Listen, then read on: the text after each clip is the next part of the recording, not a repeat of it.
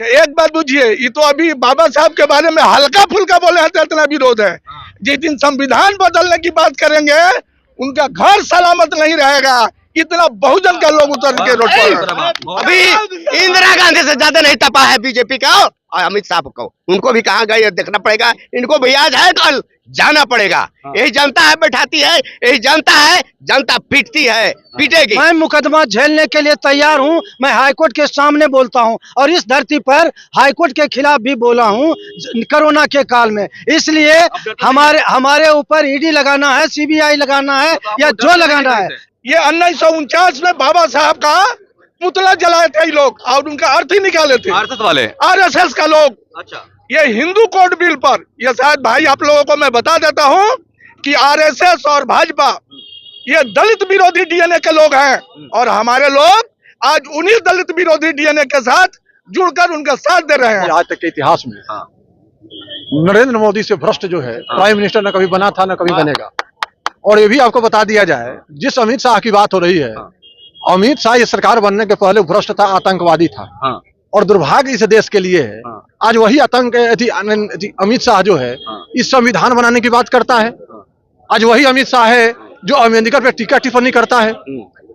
वैसे अमित शाह पर देशद्रोह का मुकदमा होना चाहिए और वैसे अमित शाह को जेल में बंद होना चाहिए। बाबा साहब ने जो मंत्र दिया वही मंत्र पढ़ करके हम लोग हाई कोर्ट से सुप्रीम कोर्ट तक जा रहे हैं। ये अमित शाह लिखना पर पत्थर आदमी है, इनको ये यहाँ की जनता सब गद्दार है, आज उसको रखे हुए है। आपको ये लग रहा है? हाँ, अमित शाह पढ़े लिखे नेता नहीं लग रहा है। पढ़े लिखे पार है, एकदम नहीं है। वो तड़ी पार है। उनको राज्य से निष्कासन किया गया था। वैसे आज दुर्भाग्य है इस देश का कि हिंदू मुसलमान करके धंधा सेठों का एजेंसी करके ऐसे ऐसे भ्रष्ट लोग, ऐसे ऐसे अपराधी लोग आज देश के सत्ता पर बैठे हुए हैं। पटना हाई कोर्ट में है और जिस प्रकार से अमित शाह भरी सदन में बाबा साहब अम्बेडकर का अपमान करते हैं, पूरे वकील समाज के जो लोग हैं आज खड़े हो गए हैं और संविधान में जो है बाबा साहब अम्बेडकर का फोटो लेके आज अमित शाह का विरोध कर रहे हैं। क्या सर? हम लोग किसी व्यक्ति का नहीं, हम लोग कह रहे हैं कि पार्लियामेंट में जिस तरह हिंदुस्तान के एक पावरफुल आदमी होम मिनिस्टर जिस तरह से उन्होंने पोस्टर दिया और अंबेडकर का ये अपमान है। हम लोगों ने एक निकाला है कि हिंदुस्तान में अंबेडकर का अपमान अब नहीं सहेगा हिंदुस्तान।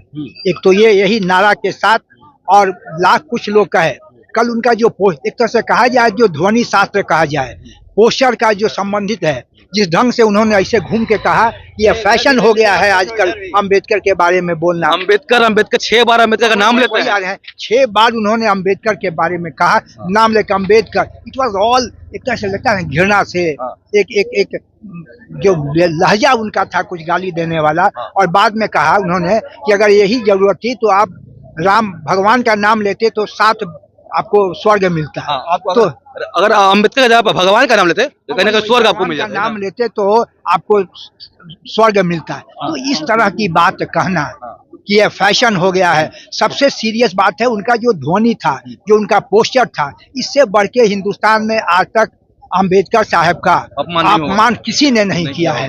और आज वही बात है कि आज सबसे पावरफुल होने के बावजूद भी पब्लिकली एक्सप्लेनेशन दे रहे हैं, प्राइम मिनिस्टर से लेके और होम मिनिस्टर तक उन लोगों को एक्सप्लेनेशन एक तरह वर्चुअली माफी मांगनी पा रही है। हम चाहेंगे कि आज जो स्थिति है, आज नीतीश जी और रामविलास जी के पुत्र चिराग पासवान अपना स्पष्टीकरण दे, उनका इस पर क्या स्टैंड है? क्या ऐसे पासवान सामने आके कुछ ना कुछ बोले? क्या हाँ, जीतन राम मांझी हो, चाहे चिराग पासवान हो या हमारे कोई अभी तक कोई ट्वीट वगैरह कुछ नहीं अभी तक आया, कोई नहीं आया है। इसलिए हम तो समझते हैं कि उनमें दम नहीं है कि इसका विरोध करें और ये दिखलाता है उनका क्या बैकग्राउंड है और किस तरह के हैं।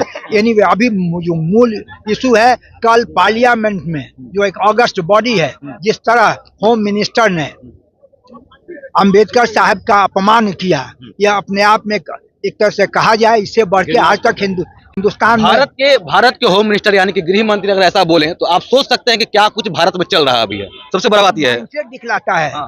और ये सब बहुत I mean, the most tragic part that Home Minister is behaving in such a fashion. I mean, the way he was placing things, the way he was behaving, I mean, that showed his disrespect to this great leader. देखिए, आज हम लोग पटना उच्च न्यायालय के जितने अधिवक्ता हैं बाबा साहब के डीएनए के लोग हैं और भारत के संविधान में विश्वास रखने वाले लोग हैं। और हम लोग कोई भी बात कहते हैं तो भारत के संविधान के अनुसार कहते हैं। माननीय गृह मंत्री जी को शायद भारत के संविधान का प्रस्तावना मालूम नहीं है, इसीलिए उन्होंने बाबा साहब अंबेडकर को इस तरह का बयान देकर अपमानित करने का काम किया है। इतना ही नहीं, इसके पहले भी अटल बिहारी वाजपेयी जी के सरकार में एक पत्रकार कम मिनिस्टर हुआ करते थे, अरुण शौरी, आप लोग तमाम भाई लोग जानते हैं। उन्होंने भी एक किताब लिखा था फॉल्स गॉड बाबा साहब अंबेडकर के ऊपर। तो ये तो आरएसएस और भाजपा का डीएनए है कि बाबा साहब अंबेडकर को गाली देने का। ये 1949 में बाबा साहब का पुतला जलाए थे ये लोग और उनका अर्थ ही निकाले थे आरएसएस वाले, आरएसएस का लोग। अच्छा, ये हिंदू कोड बिल पर, ये शायद भाई आप लोगों को मैं बता देता हूं कि आरएसएस और भाजपा ये दलित विरोधी डीएनए के लोग हैं और हमारे लोग आज उन्हीं दलित विरोधी डीएनए के साथ जुड़कर उनका साथ दे रहे हैं। बहुत सारे दलित नेता जो कि भाजपा में बैठे हुए हैं, उनके मुंह से कुछ आवाज नहीं निकलता है। अरे उनको ईडी और सीबीआई का डर है कि उनको पकड़ के जेल में बंद कर देगा। रामविलास पासवान का जो पुत्र है श्री चिराग पासवान जी, उनका घर खाली करवा दिया गया। नीतीश जी को बिहार में अब जवाब देना होगा कि बिहार में किसके साथ है, अनुसूचित जाति और जनजाति के साथ है कि मनुवादी के साथ है। इसलिए भाई साहब अब सवाल बहुजन पूछेगा और जवाब देना होगा इन तमाम लोगों को। बहुत सारे लोगों को कहीं ना कहीं ठेस पहुंचा ऐसा लग रहा है ना। बहुत लोगों को ठेस नहीं लगा है। संपूर्ण भारत को, जो संविधान में किसी जात और धर्म की बात नहीं है, जो लोग भी भारत के संविधान में विश्वास रखते हैं उन तमाम लोगों को ठेस लगा है। अमित शाह कह रहे हैं कि मेरे बयानों को कहीं ना कहीं उलट पुलट के दिखाया जा रहा है। अच्छा, तो हम लोग संविधान पढ़ने वाले लोग हैं, हम लोग को बयान समझ के आता है। पहले जो लोकसभा में जो लोग जाते थे, अधिवक्ता परिवार के लोग होते थे, उनका भाषण सुनिए और आज का जो लोकसभा का लोग है उनका भाषण सुनिए, समझ में आ जाएगा कि बाबा साहब का डीएनए क्या है। बाबा साहब के पास 39 डिग्री था और आज के जो लोग हैं उनके पास 1 डिग्री नहीं है और बाबा साहब को गाली देने चाहिए। एक बात बुझिए, ये तो अभी बाबा साहब के बारे में हल्का फुल्का बोले हैं तो इतना विरोध है। जिस दिन संविधान बदलने की बात करेंगे उनका घर सलामत नहीं रहेगा। इतना बहुजन का लोग उतर के रोड पर। बहुत बड़ा बात। पूरे जो आज एडवोकेट हैं पटना हाईकोर्ट में पूरा कहीं ना कहीं विरोध कर रहे हैं। सर, आपका नाम क्या हुआ? रामजीवन प्रसाद सिंह। क्या लग रहा है कि अब अमित शाह का बयान पे आप कैसा देखते हैं इस बयान को? अभी आप एक प्रश्न कर रहे थे कि उधर से स्पष्टीकरण या इस रूप में बातें आ रही है कि तोड़ मड़ोड़ कर बातें रखी गई है जनता के बीच। जो दिखाया गया वो एक पेपर वो देख रहे हैं इस रूप में और उसको देख के बोल रहे हैं। क्या हो गया है आप लोगों को? अंबेडकर अंबेडकर अंबेडकर 5-6 बार उन्होंने बोला। इससे तो बेहतर होता कि आप भगवान का नाम बोलते तो आप 7 जन्म तक अमर हो जाते। अगर मीडिया वाला जो भी है इस तरह से तोड़ मड़ोड़ के जनता के सामने परोसा है, वो गृह मंत्री हैं, उनके खिलाफ कार्रवाई अभी तक क्यों नहीं हुई? अगर कोई ये अगर दूसरा कोई करता तो निश्चित रूप से कार्रवाई होती। अभी आप पर कार्रवाई हो सकती है, ये जो आप न्यूज फ्लैश कर रहे हैं, लेकिन उनके खिलाफ कार्रवाई क्यों नहीं हुई? ये सवाल खड़ा होता है। भारत के गृह मंत्री, होम मिनिस्टर, भारत के गृह मंत्री हैं, भारत सरकार है और भारत सरकार के एक मंत्री गृह मंत्री हैं जो होल लॉ एंड ऑर्डर गृह मंत्री के अंदर कहा जाता है कि रहता है। लग रहा है कहीं ना कहीं आप लोग को बहुत ठेस पहुंचा है आज है। वो पहले से भी आगे सर ठेस क्या लग रहा है को नहीं, जो बाबा साहब ने जो मंत्र दिया वही मंत्र पढ़ करके हम लोग हाई कोर्ट से सुप्रीम कोर्ट तक जा रहे हैं। ये अमित शाह लिखना पर पत्थर आदमी है, इनको चाहिए। यहाँ की जनता सब गद्दार है, आज उसको रखे हुए है। आपको ये लग रहा है? हाँ, अमित शाह पढ़े लिखे नेता नहीं लग रहा है। पढ़े लिखे पार हैं, एकदम नहीं है। वो तड़ी पार हैं।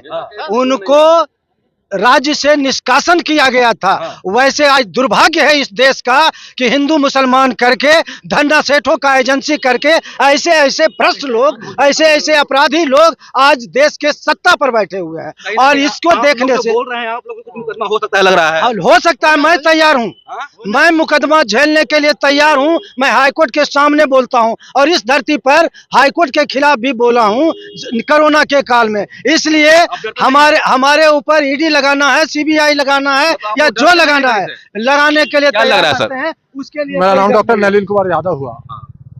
आपको भी जानकारी होगी आज तक के इतिहास में नरेंद्र मोदी से भ्रष्ट जो है प्राइम मिनिस्टर न कभी बना था न कभी बनेगा। और ये भी आपको बता दिया जाए, जिस अमित शाह की बात हो रही है, अमित शाह ये सरकार बनने के पहले भ्रष्ट था, आतंकवादी था। और दुर्भाग्य इस देश के लिए है, आज वही अमित शाह जो है इस संविधान बनाने की बात करता है। आज वही अमित शाह है जो अम्बेडकर पे टीका टिप्पणी करता है। वैसे अमित शाह पर देशद्रोह का मुकदमा होना चाहिए और वैसे अमित शाह को जेल में बंद होना चाहिए। और इसके लिए हम लोग आंदोलन छेड़े हैं और इसके लिए जो भी होगा हम लोग तैयार हैं। लेकिन इतना मैं बता दूं कराने में आप लोग मांग क्या कर रहे हैं कि अमित शाह माफी मांगे या फिर इस्तीफा दे, क्या कुछ करें? अमित शाह माफी मांगे और इस्तीफा दे, नहीं तो हम लोग का आंदोलन जारी रहेगा। बाबा साहेब भीमराव अम्बेडकर पर हम लोग का टिक्का टिप्पणी हम लोग कतई बर्दाश्त नहीं करेंगे। जो संविधान बनाने वाले लोग हैं, आपको भी कहीं ना कहीं लगता है ठेस पहुंचा है अमित शाह के बयान से? हमें ठेस नहीं पहुंचा है, बहुजन समाज के करोड़ों लोगों के ठेस पहुंची है। जो देश का गृह मंत्री है, देश के संविधान निर्माता बाबा साहब को, जो देश का प्रधानमंत्री, देश का राष्ट्रपति और विश्व के 170 देशों में उनको जयंती मनाई जाती है, उस आदमी को इन्होंने तौहीनी किया है। संसद में ऐसे गृह मंत्री को त्याग पत्र देना चाहिए और इन पर महाभियोग चलनी चाहिए अवमानना के लिए। उल्टा आप लोग पर केस होगा महाराज। अब करे देखते हैं कि कैसे करते हैं। देख लेंगे हम लोग, बहुजन समाज के लोग फरिया लेगा, एकदम फरिया देंगे। हाँ, ईडी और सीबीआई कहने का छापा पड़ सकता है। गलत कर रहा है लोग। दिन सब दिन न होता है कि समाना। एक दिन राजा हरिश्चंद्र भरे खजाना, एक दिन डोम भरे पानी। अभी इंदिरा गांधी से ज्यादा नहीं तपा है बीजेपी का और अमित शाह को। उनको भी कहाँ गए देखना पड़ेगा। इनको भी आज है, कल जाना पड़ेगा। यही जनता है बैठाती है, यही जनता है, जनता पीटती है, पीटेगी। हम सारा देश बुद्धिजीवी पर देख रहा है कि क्या कर रहा है सदा। रात दिन जो है भाजपा आरएसएस के लोग हिंदू मुसलमान मंदिर मस्जिद करने के काम कर रहा है। कोई भी ये आर्थिक मामले में मेरा देश जो है श्रीलंका से पीछे है, पाकिस्तान से पीछे है, पौष्टिक आहार नहीं मिल पाता है। भाजपा वाले के लिए हिंदू और मुस्लिम कर रहे हैं, एकदम हिंदू मुस्लिम मंदिर मस्जिद कर रहा है। कोई मुद्दे नहीं इसके पास में, बीजेपी आरएसएस के पास में कि देश कैसे आगे बढ़े। राजनीति यही में अब देखिए कि प्रयाग मेला में अरबों रुपए खर्चा हुआ, यहाँ आपको बनारस में अरबों रुपए खर्चा किया, अयोध्या में अरबों रुपए खर्चा हुआ, लेकिन आम जनता के स्वास्थ्य शिक्षा पर खर्च करने के लिए इनके पास पैसा समुचित ढंग में नहीं है। परिस्थिति में जो माहौल अभी क्रिएट हुआ है पूरे देश में, इसके लिए डायरेक्ट अमित शाह गृह मंत्री जी जिम्मेवार हैं। और ये दबे कुचले लोगों के साथ ही अत्याचार नहीं हुआ है। ये संविधान के तहत जितने भी हमारे लोग पढ़े लिखे भी चल रहे हैं या वो सभी प्रभावित हैं। इसलिए कि ऐसे आदमी को अभी तत्काल इस्तीफा होना चाहिए। हम लोग इस लेकिन मोदी जी का उल्टा ट्वीट आता है, उल्टा ट्वीट होता है तो मोदी जी और अमित शाह दोनों एक सिक्का के दो पहलू हैं। ये लोग गलत करेंगे तो वो मोदी जी सपोर्ट करेंगे, मोदी जी गलत करते हैं तो ये सपोर्ट करते हैं। और ये पब्लिक बिल्कुल जान चुकी है, अब इनका खत्म होने ही वाला है। हम लोग इस अभियान में रुकने वाले नहीं है। इसको देश गांव स्तर तक इसको फैलाएंगे। आज एडवोकेट भत्ता जो लोग हैं सारे कहीं ना कहीं इस्तीफा का मांग कर रहे हैं अमित शाह। इसलिए कर रहे हैं कि advocate is the I of the society. एक वकील जो है समाज का आंख होता है। पहले समाज को, पहले वकील को दिखाई देता है तो हमारे समाज को दिखाई देगा, समझ गए ना। इसलिए बहुत भद्दी ये इनका कदम हुआ है। इसका हम लोग भद्दी आलोचना करते हैं और इसको हम लोग क्या कहते हैं कि जो इसको लड़ाई को हम आगे बढ़ाएंगे। क्या नाम है सर आपका? डॉक्टर गजेंद्र प्रसाद यादव।